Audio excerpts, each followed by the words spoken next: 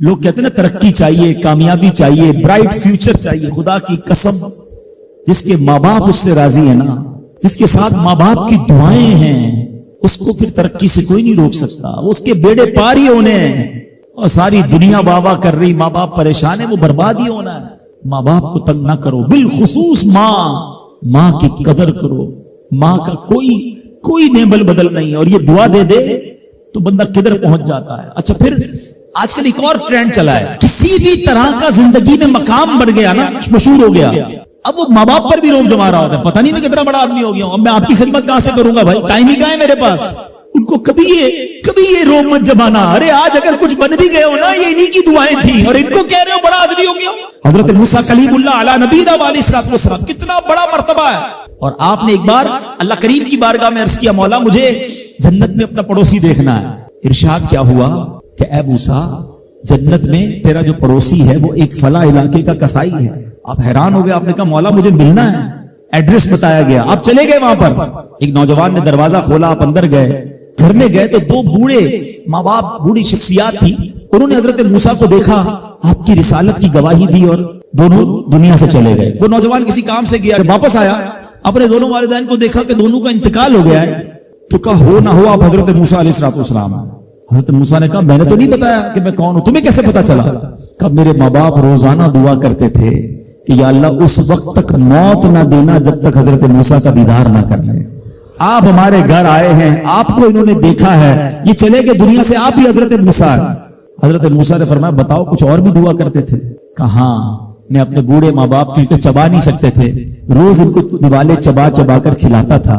اور جب بھی کھانا کھلاتا تھا نا، میری ماں دعا کرتی تھی یا اللہ میرے بیٹے کو جنت میں موسیٰ کا پڑوسی بنا دینا. حضرت موسیٰ کہتے بیٹا تیری ماں کی دعا قبول ہو گئی ہے، تو ہی جنت میں میرا پڑوسی ہے. یہ ہے ماں کی دعا. اور یہ وہ دعا ہے جو بن مانگے مل رہی ہے، جو ماں کے دل سے نکل رہی ہے. آؤ میں بتاؤں کچھ بڑے آدمی، واقعی جس کو کہتے ہیں بڑا آدمی کون ہوتا ہے. امام اعظم ابو حنیفہ رضی اللہ تعالیٰ سے بڑا تو کوئی نہیں نا، کتنے بڑے وقت کے امام ہیں. مگر آپ کی والدہ ایک مسجد کے امام صاحب سے انسپائر تھی، مقرر تھے، وہ اچھے بیان کرتے تھے. آپ کو وہ کہتی کہ جاؤ وہ امام صاحب سے مسئلہ پوچھ کے آؤ. خود مفتی اعظم ہیں، امام ہے کروڑوں حنفیوں کے. ماں کو یہ نہیں کہا کہ ماں پتہ نہیں میں کتنا بڑا مفتی ہوں، تم مجھے مسجد کے امام کے پاس بھیج رہی ہو.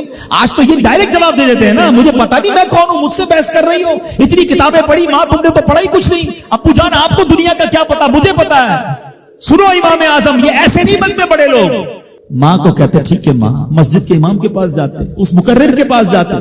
وہ کہتا حضور آپ مجھ سے مسئلہ پوچھنے آئے، آپ دنیا کو مسئلے بتاتے ہیں. کہ کیا کروں، ماں نے بھیجا ہے. کہ حضور جو آپ بتا رہے ہیں مجھے آپ ہی مسئلے کا جواب بتا دیں، وہی میری طرف سے ماں کو بھی بتا دیں. ایک بار ماں نے کہا کہ میں خود جا کر پوچھوں گی، پھر بھی امام اعظم نے منع نہیں کیا. اچھا کئی میل کا سفر تھا. امام ابو یوسف کہتے ہیں ہم نے خود دیکھا کوفہ کی گلیوں میں کہ امام اعظم اس خچر یا اس سواری کے لگام تھامے ہوئے ہیں، ماں اس پر سوار ہے اور وہ بازار میں اسے لے کے جا رہے ہیں. ماں کو یہ نہیں کہا کہ ماں تم مجھے تکلیف دے رہی ہو، وہ میرا شاگردوں کا بھی شاگرد ہے، اس کو کیا پتا جو مجھے پتا ہے. اللہ اکبر. ماں جاتی ہیں، مسئلہ پوچھتی ہیں، واپس آتی ہیں، امام اعظم ماں کو کچھ نہیں کہتے.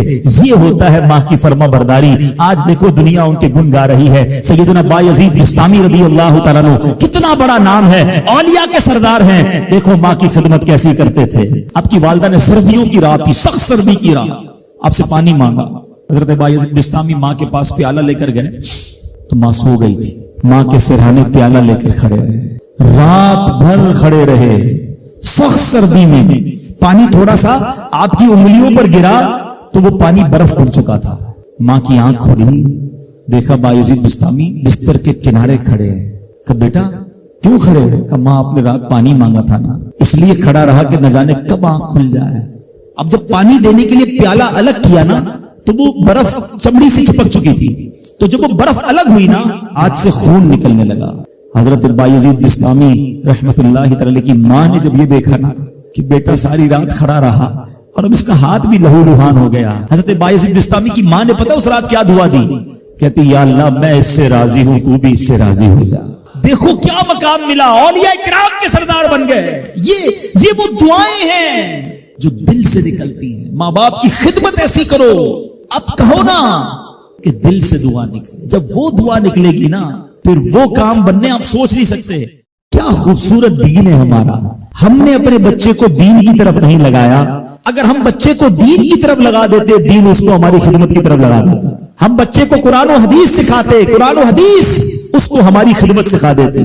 ہم آج یہ جو تکلیف اٹھا رہے ہیں اس کی ایک وجہ یہ بھی ہے کہ بچہ ہم نے دین سے دور کر دیا. اگر آپ چاہتے ہیں کہ آپ کے بڑھاپے کا سہارا آپ کے بچے بنے, آپ کے مرنے کے بعد بھی آپ کے لیے صدقہ جاریہ بنے, تو آپ نے اپنے بچوں کو دین کی طرف لانا ہے. کچھ اولادیں وہ ہیں جن کی ماں باپ نے تربیت ایسی کی, ہم نہیں چاہتے, وہ خود رابطہ کر رہے ہوتے ہیں کہ ماں کا انتقال ہو گیا, یار کچھ کنواں کھدوانا ہے, کوئی مسجد بنانی ہے, کوئی مدرسے میں میری ماں کے لیے مجھے کچھ کرنا ہے. کیوں؟ ماں نے تربیت ایسی کی, والد نے تربیت ایسی کی, انہیں ماحول ایسا دیا کہ ماں باپ کے مرتے ہی انہیں فکر ہو گئی کہ میری ماں قبر میں اکیلی ہے, میرا والد قبر میں اکیلا ہے, اس نے روز مجھے کھانا کھلایا تھا, آج میں روز اسے ثواب پہنچانے کا کوئی انتظام کروں.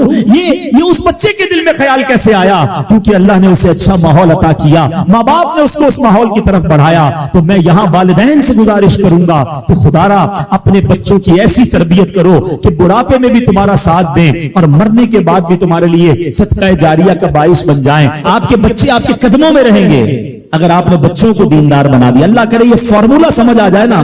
ہم سمجھتے بچہ میری بات مانے, میری کیوں نہیں مانتا. ارے پہلے سے اللہ رسول کی بات منانے والا بنا دو, یہ تمہاری بھی ماننے والا بن جائے گا. کیونکہ جب یہ جائے گا نا دین کی طرف, اسے قرآن ماں باپ کی طرف بھیجے گا, اسے حدیث ماں باپ کی طرف بھیجے گی, اسے علماء کرام ماں باپ کی طرف بھیجیں گے. ہم اس راستے پر بھیج دیں جہاں سے بچہ مجھے واپس مل جائے.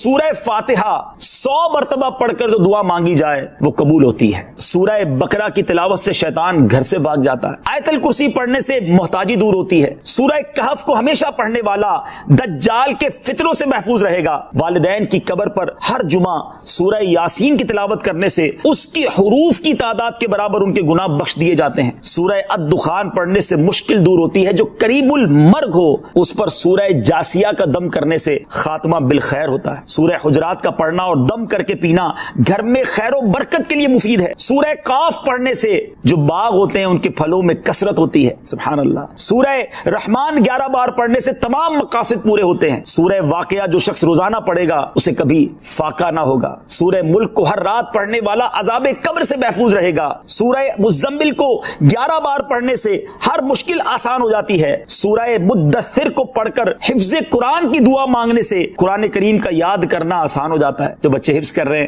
ان کے لیے زبردست وظیفہ ہے. سورہ النازعات پڑھنے سے جان کنی کی تکلیف نہیں ہوگی. سورہ دحا پڑھنے سے بھاگا ہوا آدمی واپس آ جائے گا. سورہ علم نشرح کو جس مال پر پڑھ دیا جائے اس میں خوب برکت ہوتی ہے. سورہ